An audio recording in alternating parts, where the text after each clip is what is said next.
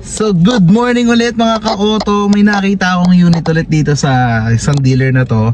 Then i-review natin. Bago labas lang to sa Toyota. So nahulaan nyo na ba? Teka, nakasubscribe na ba kayo? Kung hindi pa, pakisubscribe naman po yung channel namin. Bibigyan ko kayo ng 5 seconds para mag-subscribe. Ito na ang 5 seconds nyo. 1, 2, 3, 4, 5. Pakisubscribe naman po yung channel namin at samahan nyo ako. I-review natin tong unit na sinasabi ko. So simulan natin yung video na yan after ng intro na to.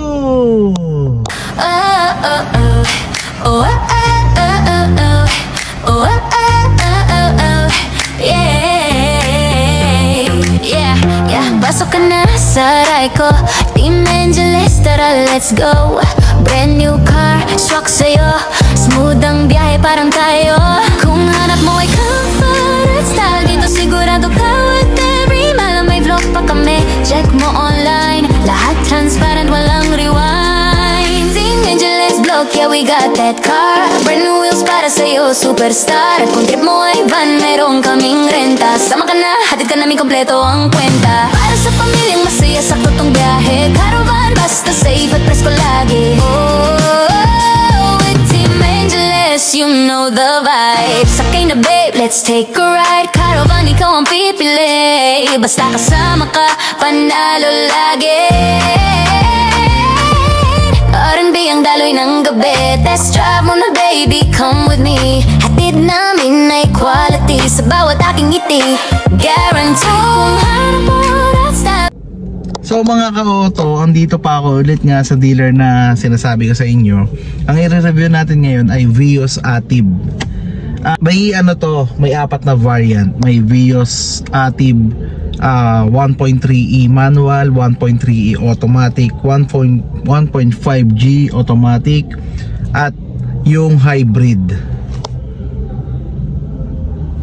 So ayun, pero ngayon yung nandito sa showroom na to, Vios Atib manual. So ang presyo niya is 916,000.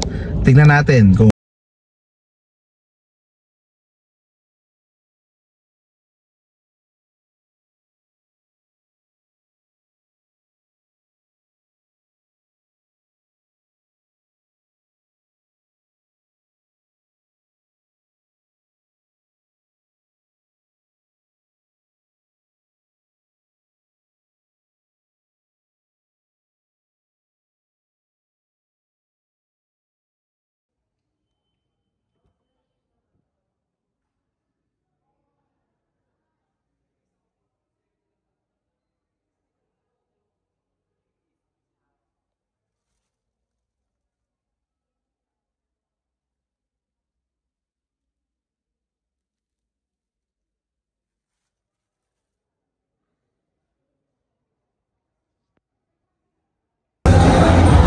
simulan natin sa gulong.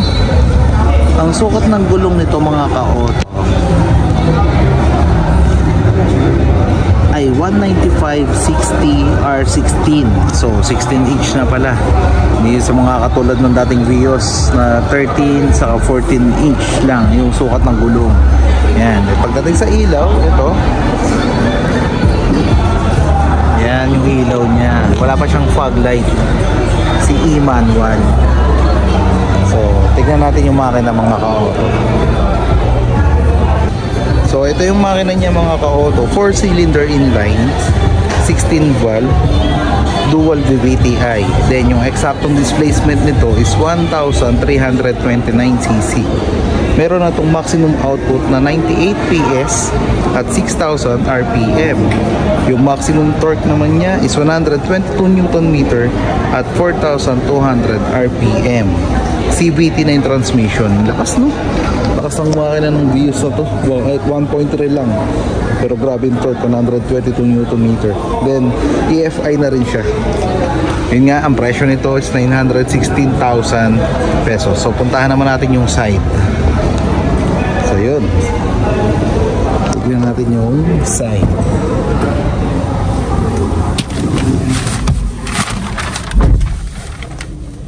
So yun mga ka-auto, yung legroom nito, ito. Then Yung room height, ito. Oh, di ba? Maluwag pa, convenient. Then yung airbag, dalawang airbags dito sa passenger at isa sa driver. So yun. Tingnan naman natin sa likod.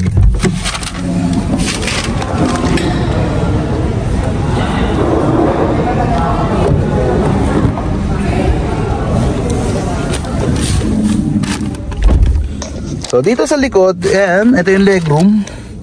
Yan, halos isang dangkal. Tapos may lagayan dito ng water bottle. Tapos dito may saksakan ng USB. Yan, lagayan ng coins dito. Then yung material na ginamit, fabric. Ito yung design. Yan. Then yung ceiling is beige.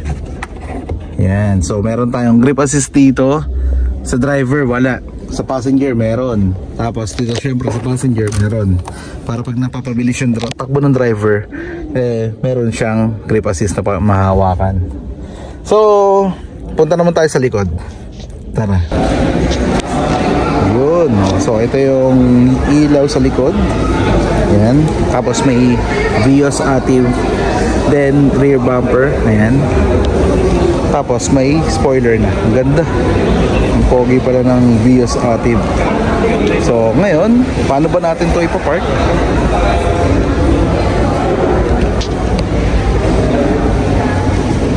Yan. Ang overall length nito mga ka-auto ay 4,425 mm. Yung overall width niya 1,740 mm. Overall height naman niya is 1,480 mm. At yung wheelbase 2,620 mm. So yun, no?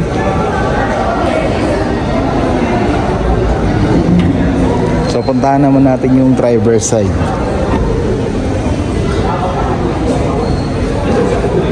Smart entry na rin. Then pagpasok mo dito may buttons dito para sa side mirror. Then yung joystick para sa side mirror, lock and unlock. Saka mga buttons para sa window. Yan. Then sa manibela ito, paano ba i-adjust ang manibela nito? Tilt up and down. Then telescopic. Uy, grabe yun, telescopic. Naka-Vios Active pero telescopic at tilt up and down ang manibela. Di ba? Panalo to, mga ka-auto, panalong Active. Then ito, yung sa volume plus minus, yan. Then ito para sa mode pala. Then ito yung trip para sa instrument cluster. Push start na rin. 9-inch yung audio unit nito. Then push start. Then yung aircon ito. Tapos USB, yung daming saksakan ng USB. Yan. Yan, oh. Meron pang car charger dito. Tapos ito lagayan ng mga bariya. Ito regular yung shift gear with reverse na sa likod, syempre fifth gear lang. Then regular handbrake. Then center console, ito glove box, ito yan. Then dito walang vanity mirror. Then lagayan ng shades, walang vanity. Meron pala sa driver lang meron, pero sa passenger wala. So ito room lamp, ayun. So mga ka-auto, ayun, na-review na natin yung dimension, yung engine, yung ilaw, yung interior, yung presyo 916,000. Punta naman tayo sa safety. Sa safety meron tayong lane departure, lane tracing alert, tapos meron din tayong cruise control, adaptive cruise control. Grabe, no? Sedan na Vios Active may cruise control na. So napakasulit nito mga ka-auto. Maganda tong klaseng Vios na to. So hanggang dito na lamang mga ka-auto. Kung may nakalimutan man ako, i-comment nyo lang below. Then pag-usapan natin habang andito yung unit. I-comment nyo lang. Then ayun, babalikan natin yung unit. So hanggang dito na lamang po. magkita-kita po ulit tayo sa mga susunod na vlog, sa mga susunod na video. Supportahan nyo po sana yung channel namin at isubscribe nyo po, share nyo po sa mga friends nyo, at bibigyan natin ng magandang promo. So hanggang dito na lamang mga ko-auto. Mag-ingat po kayong lahat. God bless po sa atin lahat. Magkita-kita po tayong lahat sa mga susunod na vlog. Bye!